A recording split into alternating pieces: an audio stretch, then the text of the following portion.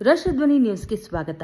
ಬೈಲಹೊಂಗಲ ಸಾರ್ವಜನಿಕರ ಆಸ್ಪತ್ರೆಯಲ್ಲಿ ಸೋಮವಾರ ಕೆಲಕಾಲ ಆತಂಕದ ವಾತಾವರಣ ನಿರ್ಮಾಣವಾಗಿದ್ದು, ಆಸ್ಪತ್ರೆ ಕಟ್ಟಡ ಮೇಲ್ಛಾವಣಿ ಮೇಲೆ ಭಾರೀ ಗಾತ್ರದ ನಾಗರಹಾವು ಕಾಣಿಸಿಕೊಂಡ ಪರಿಣಾಮ ವೈದ್ಯರು, ಸಿಬ್ಬಂದಿಗಳು ಹಾಗೂ ರೋಗಿಗಳು ಬೆಚ್ಚಿ ಬಿದ್ದ ಘಟನೆ ನಡೆದಿದ್ದು, ಸುಮಾರು 6 ಅಡಿ ಉದ್ದದ ನಾಗರಹಾವು ಮೇಲೆ ಛಾವಣಿ ಮೇಲೆ ಹರಿದಾಡುತ್ತಿರುವುದು ಸಿಬ್ಬಂದಿಗಳ ಗಮನಕ್ಕೆ ಬಂದ ತಕ್ಷಣ ಆಸ್ಪತ್ರೆಯಲ್ಲಿ ಆತಂಕದ ವಾತಾವರಣ ನಿರ್ಮಾಣವಾಗಿತ್ತು.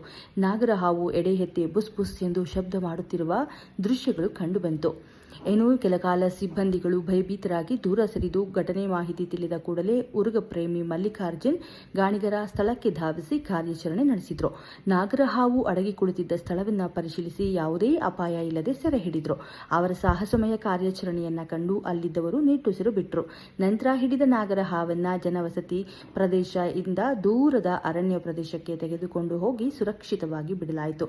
ಸಮಯ ಪ್ರಜ್ಞೆಯಿಂದ ಕಾರ್ಯನಿರ್ವಹಿಸಿದ ಮಲ್ಲಿಕಾರ್ಜುನ್ ಗಾಣಿಗರವರಿಗೆ ಆಸ್ಪತ್ರೆಯ ವೈದ್ಯರು ಮತ್ತು ಸಿಬ್ಬಂದಿಗಳು, ಸಾರ್ವಜನಿಕರು ಮೆಚ್ಚುಗೆ ವ್ಯಕ್ತಪಡಿಸಿದರು. ಕ್ಷಣ ಕ್ಷಣ ಸುದ್ದಿಗಾಗಿ ನಮ್ಮ ರಾಷ್ಟ್ರಧ್ವನಿ ನ್ಯೂಸ್ ಅನ್ನು ನೋಡ್ತಾ ಇರಿ.